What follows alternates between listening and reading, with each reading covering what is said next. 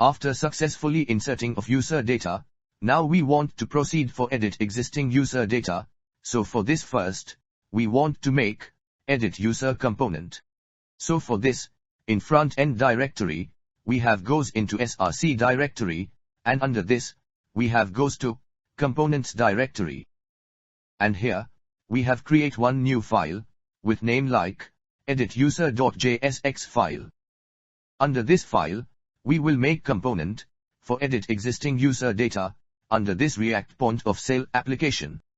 First we have to write, import statement with React library, and use state hook from React module.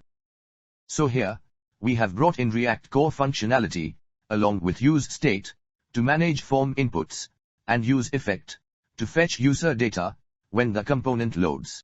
Next we have to write, destructuring import with useParams, use navigate, and link, from React router DOM. Therefore here, we have imported routing tools, where useParams gets the user ID from the URL, and use navigate allows redirecting after updates, and link creates breadcrumb navigation. After this, we have to write, import statement for Axios library. So here, we have included the Axios HTTP client, to fetch existing user details, and send updates, to the backend API, with authenticated requests. Then we have to write, import statement for Bootstrap CSS file. So here, we have imported Bootstrap styles, to make the form, card, alerts, and buttons look clean, and responsive on all devices. Next we have to write, function declaration, for edit user component. So here, we have defined, a React component, that lets admins edit, an existing user name, email, and status, in the point of sale system using a form. Inside the component, we have to write, destructuring assignment, to get ID, from useParams hook. Hence here, we have grabbed the user ID, from the URL, to know, which user data to fetch, and edit. After this, we have to write, useState hook, for user name initialized, with an empty string. Therefore here, we have created, a state to hold the user name, with set user name, to update it, as the user types in the form. Next we have to write, useState hook for user email initialized, with an empty string. Thus here, we have set up, a state for the user email address, with set user email, to update it during input. Then we have to write, useState hook, for user status initialized to active. So here, we have created a state, for the user status like active, or inactive, and defaulting to active, with set user status to update it, when the user selects a new option. After this, we have to write, useState hook, for error initialized, to an empty string. So here, we have created a state, to store any error messages, from validation, or API issues, with set error, to show feedback, to the user. Next we have to write, useState hook, for loading initialized, to true. Hence here, we have set up a state to track, whether the user data is still being fetched, with set loading, to control user interface updates, during data loading. Then we have to write, constant navigate equal to, use navigate hook call. Therefore here, we have obtained a function, to redirect the user, to the user management page, after successfully updating the user. After defining states, we have to write, an early return, if loading is true. So here, we have shown, a simple loading message, while the user data is being fetched, and preventing the form, from rendering, with empty fields. Next we have to write, return statement, which starting JSX, for rendering the edit user form. So here, we have begun, creating the user interface, with a title, breadcrumbs, and a form, to update user details. Inside the return, we have to write, React fragment, to wrap multiple elements. Thereby here, we have grouped the heading, breadcrumbs, and form, without adding extra DOM nodes, for a clean structure. Inside fragment, we have to write, heading 110 heading, with top margin top class. Thus here, we have displayed the page title, Edit User, with proper spacing, from the top navigation bar. Next we have to write, ordered list, with Bootstrap breadcrumb classes, and bottom margin. So here, we have created a navigation trail showing the hierarchy, from dashboard, to user management, to edit user. First breadcrumb item, with link to dashboard, thereby here, we have created a clickable link navigating to the main dashboard, maintaining clear navigation context for the user.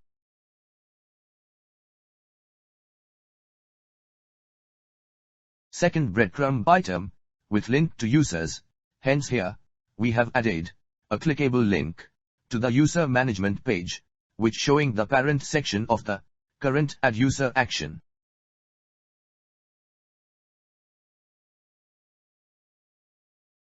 In third breadcrumb item, we have marked as active, therefore here, we have displayed the current page indicator, without a link, which clarifying the user's position in the navigation hierarchy.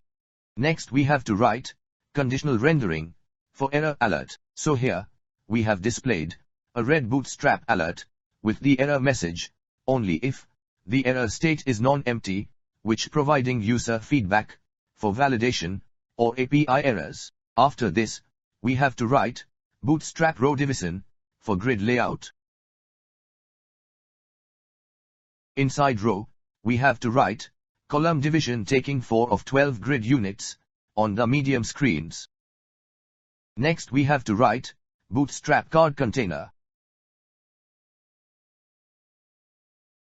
Inside card, we have to write card header division with title like edit user. Next we have to write card body division. Thus here, we have created the main content area, which containing the form elements for edit user data. Inside card body, we have to write form element.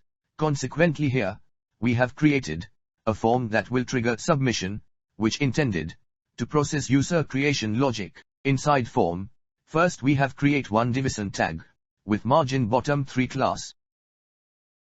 Under this, we have create one label tag with attribute HTML for is equal to user name with text like name. So here, we have added a form label for accessibility, which indicating the purpose of the name input field. Now for change user name details, here we have create one input field with type is equal to text. Under this, we have to write ID attribute is equal to user name. Then after, we have to write class name is equal to Bootstrap form control class. Next, we have to write value attribute is equal to user name variable.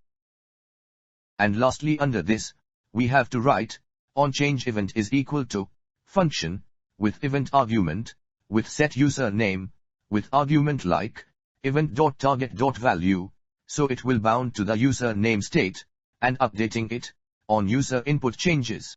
After this, we have create one new division tag with class name attribute is equal to margin bottom 3. Under this tag, we have create one label tag with HTML for attribute is equal to user email with text like email.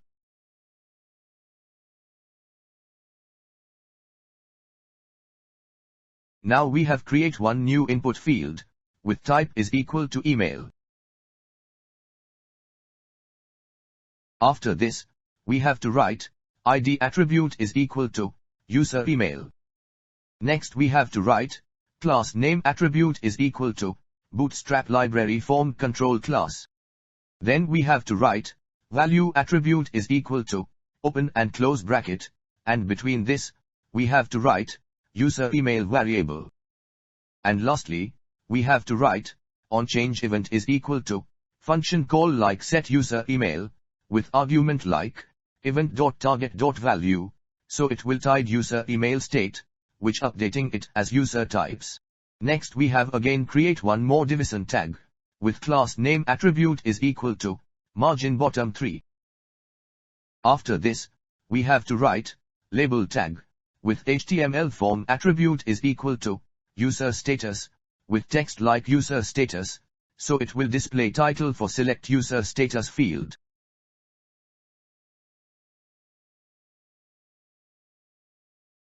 Now for create user status field, here we have to create one select tag. Under this, first we have to write ID attribute is equal to user status. Next we have to write class name attribute is equal to Bootstrap form select class. After this, we have to write value attribute is equal to user status variable.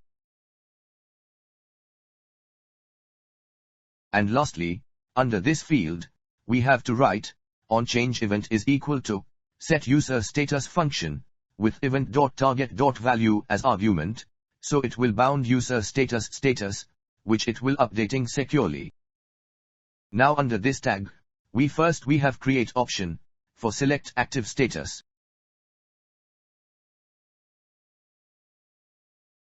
And then after, we have select another option for select user in active status. Below this, we have create one more division tag, with class name attribute is equal to Bootstrap 5 margin top 2, and text center class. And under this tag, we have create submit button, by writing input type is equal to submit. And under this, we have to write value attribute is equal to update user and class name attribute is equal to button and button primary class.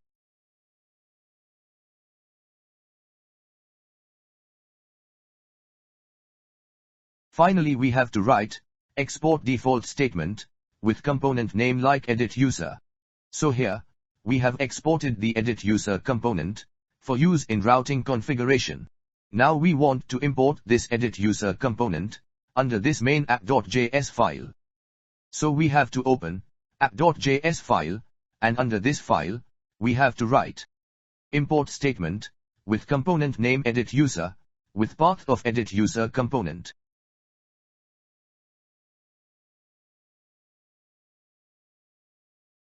Next we have goes into routes component, and under, we have create new route component.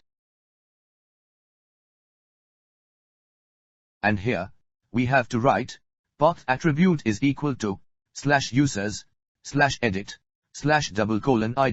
So on this URL, this EditUser component will be displayed on web page. After this, we have to write element attribute is equal to open and close bracket, and between this, we have to write open and close protected route component, and between this, we have to write EditUser component, so now only authenticated user can access this component. Now we have open user management component, and this edit component is already connected with main user management component for edit existing user data. So here, our edit user component is ready, and now we want to check output in browser. So here, first we have refreshed this user management page, and here, we can see that edit button has been displayed in each row of data. Now we have click on this edit button, so it has redirect to edit user form, which we can see here. But currently it is blank. Next we will show you how to fill this edit form with data.